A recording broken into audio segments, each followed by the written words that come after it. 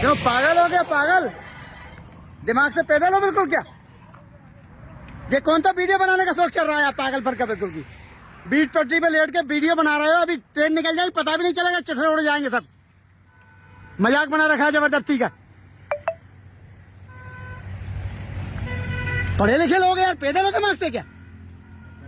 फिर जनता निकल के जा रही है, पट्टी पे लेट के वीडियो बना रहे हैं आप लोग। क्या क्यों कर रहे हैं पट्टी पे लेट के? हैं डेंजर जोन है, समझ में नहीं आता आप लोगों को। चलिए बाकी हटिए, पुलिस बुला के बंद कराऊंगा उठा के अभी।